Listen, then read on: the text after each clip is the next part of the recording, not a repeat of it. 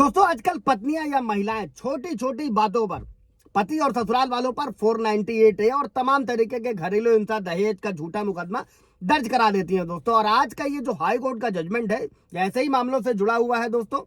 दोस्तों जय नमस्कार, मैं एडवोकेट आशीष मिश्रा। लाइक कर दीजिएगा, शेयर कर दीजिएगा, सब्सक्राइब कर दीजिएगा ताकि ये जजमेंट और लोगों को मिल सके, जहां पर पत्नियां जानबूझकर छोटे छोटे आरोप लगाकर 498 के तहत झूठा मुकदमा दर्ज कराती है। और सबसे पहली चीज तो ये समझिएगा दोस्तों, सुप्रीम कोर्ट का जजमेंट है, तत्काल गिरफ्तारी पर रोक है।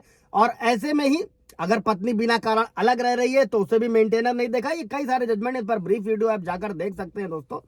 अभी हम लोग इस जजमेंट की तरफ बढ़ते हैं दोस्तों। और ये मामला उन आरोपों से जुड़ा था जिसमें महिला के परिवार ने दावा किया था कि महिला के ससुराल वालों ने उसे मानसिक और शारीरिक शोषण का शिकार बनाया। आरोप थे कि महिला को टीवी देखने से रोका गया, मंदिर जाने से रोका गया, उसे बाहर सोने के लिए मजबूर किया गया, यहां तक कि रात में पानी लाने के लिए भी कहा गया दोस्तों। और महिला के परिवार का यह कहना था इन शोषणों के कारण महिला ने आत्महत्या कर ली थी दोस्तों।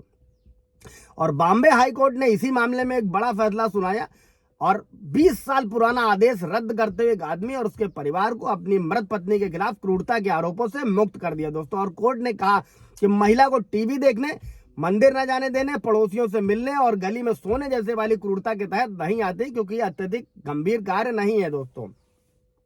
और बॉम्बे हाई कोर्ट ने कहा था दोस्तों कि यह आदेश घरेलू शोषण और क्रूरता के मामलों में एक इंपॉर्टेंट विजन भी पेश करता है दोस्तों। कोर्ट ने स्पष्ट किया कि हर छोटी बात को क्रूरता के रूप में नहीं दिखाया जाता और ये आरोप तब तक प्रभावी नहीं होते जब तक उन पर ठोस सबूत ना हो। और ये फैसला न केवल कानूनी दृष्टिकोण से महत्वपूर्ण है दोस्तों, बल्कि ये समाज को भी संदेश देता है कि घरेलू मामलों में संवेदनशीलता और वास्तविकता का ख्याल रखा जाना चाहिए, जिसके लिए सुप्रीम कोर्ट ने भी कहा है दोस्तों कि इसमें एक एक चीज, अगर कोई महिला 498 का मुकदमा दर्ज कराना चाहती है तो उसे स्पष्ट रूप से समय, डेट, तारीख, दिन, समय बताना होगा कि उसके साथ कब, किसने, किस प्रकार की क्रूरता करी। इसी के साथ में सुप्रीम कोर्ट का यह भी जजमेंट था कि जो बाकी ससुराल वाले हैं, पति के अलावा जो बहनोई और सबका नाम लिखा दिया जाता है, तो वो भी कहीं ना कहीं गलत है। इसमें जो ट्रायल कोर्ट है, लोअर कोर्ट है, उनका बहुत बारीकी से अध्ययन किया जाना चाहिए।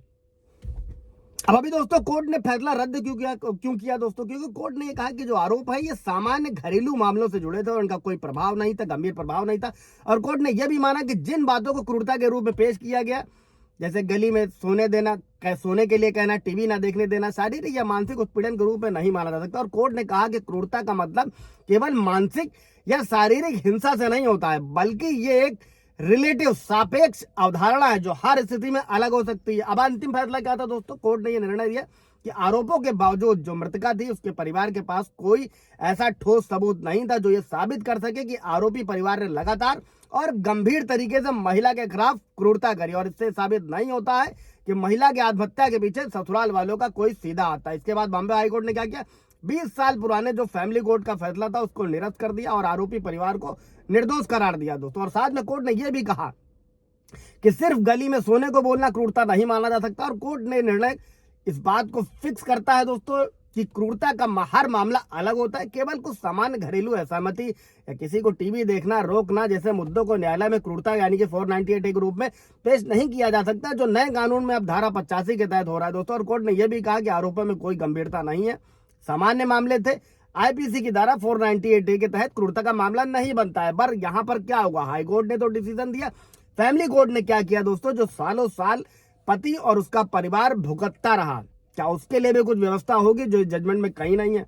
इसके बारे में आप लोगों की कुछ राय होगी तो बताइएगा, सवाल जवाब होगा तो दोस्तों पूछेगा। Thank you.